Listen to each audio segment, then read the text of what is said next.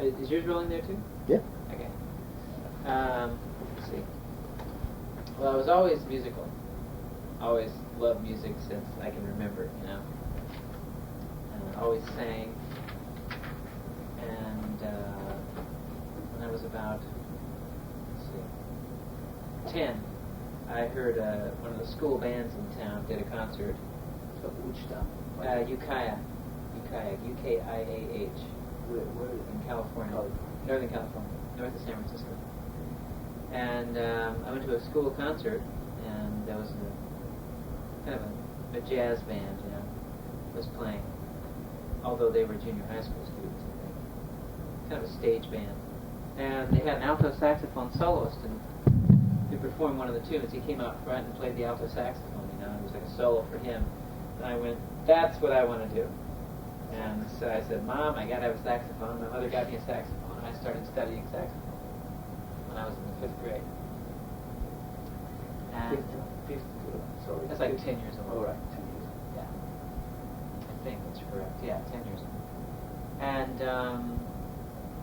when I got into junior high school, my older brother bought a guitar, a real cheap little guitar, for my younger brother to play, because he wanted to play some guitar, and it was laying around the house, and so I just picked it up and I started playing it, and I liked it, and got more into it, you know. Acoustic guitar? It was an acoustic, a terrible acoustic with a big baseball bat neck, you know. And my dad played some guitar, and he showed me a few chords, you know. But mainly I learned everything from ear from there on out, you know, and asking questions of good musicians. Somebody would play a chord, and I'd go, what's that chord? Like the thing you just said about lyrically, U.S. about the Yeah, scale. that's right. I said, you know, what is it you're playing that's so out? And he said it was that diminished scale. So that's how I got started playing. And the first time I heard any guitar that really blew me away was Mike Bloomfield on a record called Paul Butterfield Blues Band. And he was my first and most consistent sort of guitar hero from then on out. And I dug Eric Clapton. When he appeared with John Mayall and the Blues Breakers. And I dug him with Cream, of course. And I dug Jimi Hendrix. And but my interest really lay more in what the American blues musicians were doing, which was Mike Bloomfield and the guitar player Melvin Bishop, also. Elvin Bishop? Or? Elvin. Okay, no, yeah. Well, that's pretty good. That's like the basic early influences. I could keep going. Yeah, go ahead. Yeah. Just keep going? Okay. So I was listening to, white blues guitar players. And then I heard, when I was about 15 and a half, I heard B.B. King. Just killed me. Destroyed me. Greatest thing I'd ever witnessed in my life. It was the first time I saw B.B. King. I was on my back. And I loved him. And so I got one of his records. In fact, my older brother got the record. And the record was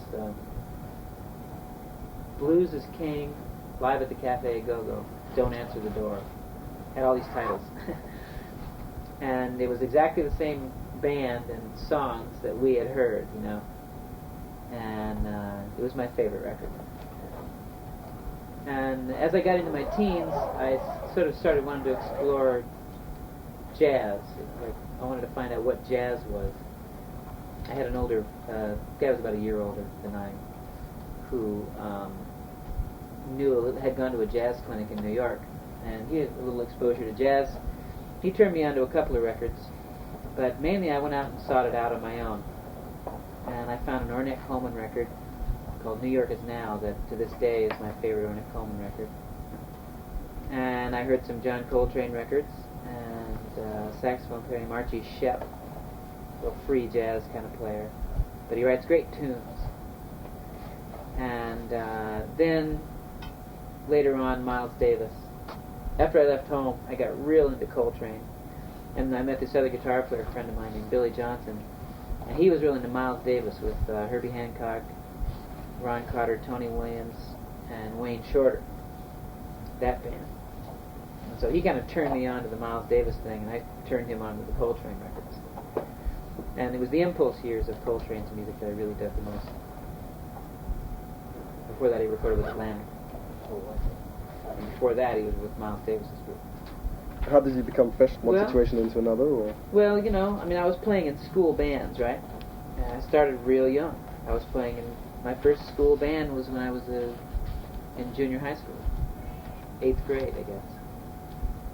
And I performed in talent shows when I was a kid as a singer, and you know, all kinds of. I'd do anything. And so I was like really into performing. And so naturally, I was just waiting for the chance to go out into the world and become a professional musician. I tried to quit school early, and my mother wouldn't let me. So eventually, I got out of high school and went to the Bay Area around San Francisco and all of that, and my older brother and I together. And we starved for a while, trying to find a band. We put together a Chicago-style blues band, and we lived real hard for a while, you know? Yeah. It was awful, in fact. Really, you know, like hungry, man, and couldn't afford to buy a new guitar string, you know? But it didn't last for too long. That was only for like a few months, really, of real misery. And then my older brother landed a gig playing drums with Charlie Musselwhite, the Chicago blues harp player. And he played with Charlie and our band for about 2 months. But it got ridiculous because he was gone and we couldn't